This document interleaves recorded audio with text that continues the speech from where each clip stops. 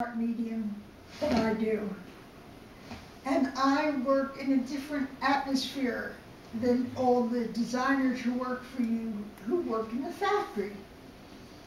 I said, I wouldn't work in the factory if you paid me thousands of dollars a day, because it's not my style. I have a studio at home, a big studio, I have wonderful equipment, I have lots of orders. I have my marvelous young apprentices, I've got lists of young people waiting for a chance to come.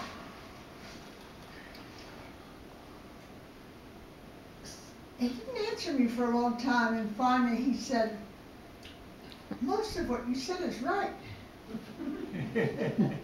But I'm 67 years old now, and I don't want to change.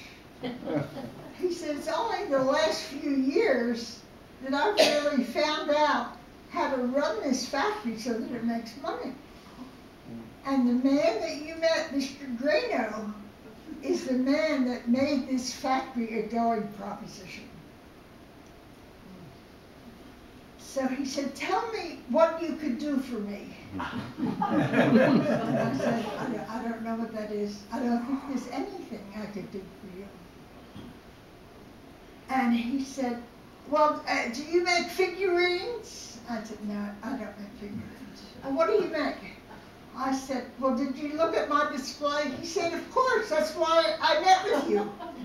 Because I saw those wonderful things that you made.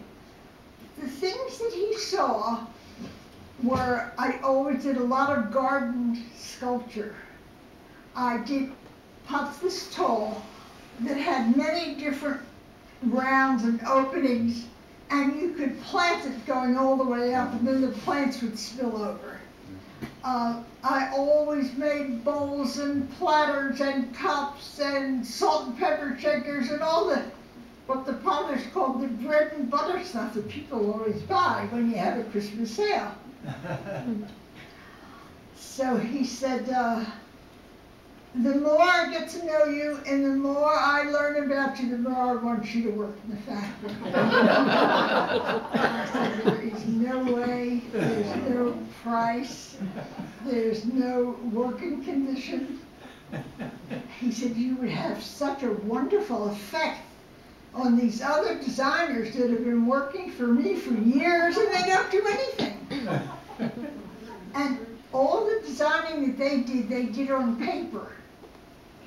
And he never really understood what their drawings would be when the three-dimensional form was made.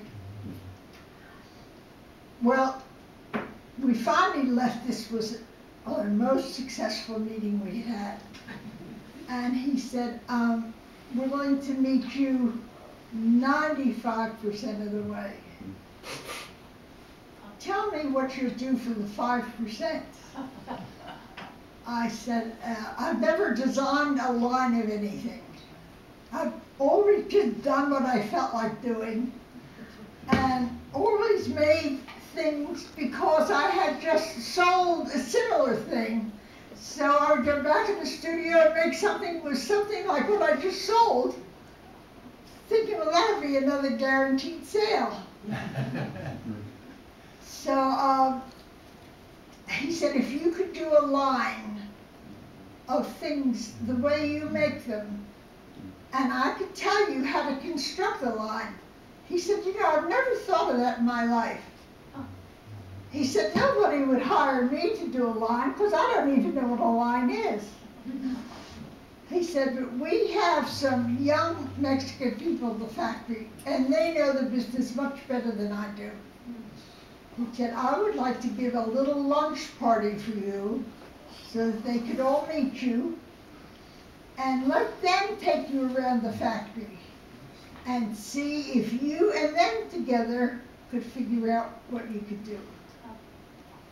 Well, I really felt good about it. I thought the man has some human spark left in him.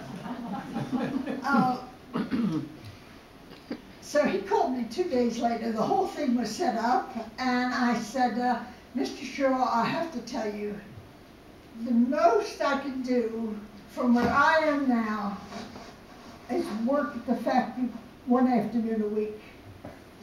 I'm committed to shows all over the country, and at that time I was even shipping stuff to Europe. I can't take all of these commitments that I have and these two young people that I'm teaching and suddenly walk out on everybody. So he said, well, I don't know what you could do in one day or half a day. So I said I would be willing to go with the man who I knew by then quite well, who was a factory manager, who was really anxious to have me come in there. And so Mr. Shaw and I set up 3 appointments. And he said, I have a list of 3 things that I want to discuss with you. And I said, well, do you want to tell me now? He said, no, I want to meet you 3 separate times. And I'll tell you what we're going to discuss at that meeting so that you can come prepared. You know, I was kind of chuckling to myself. Is he going to ask me to make a contribution to the Republican Party? No, I couldn't do it. You know. Somehow we fell on common ground where we could talk together.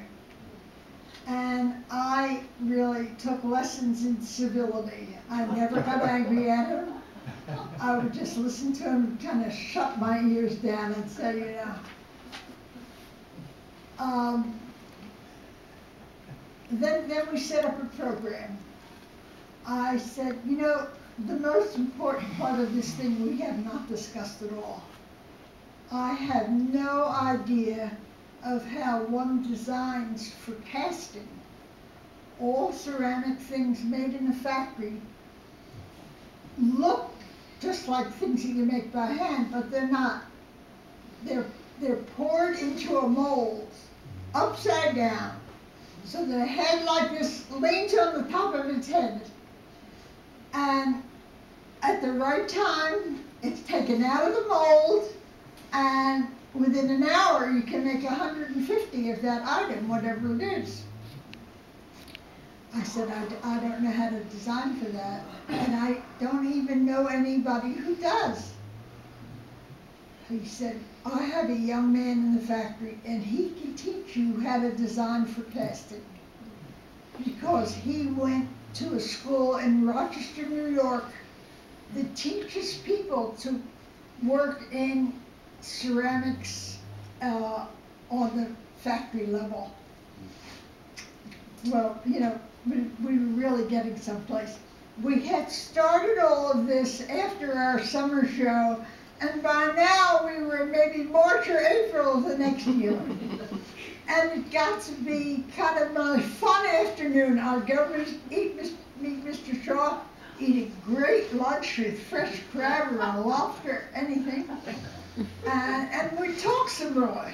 But I felt at that point, I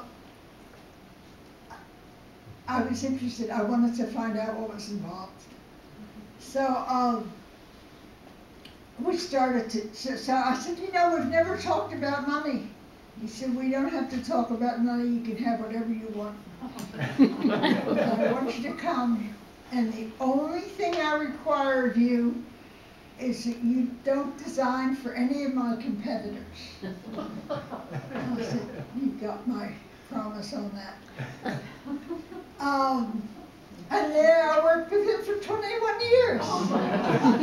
I was very careful what I said when he was in the room, because he was not somebody who played at being Republican. He was a solid Republican.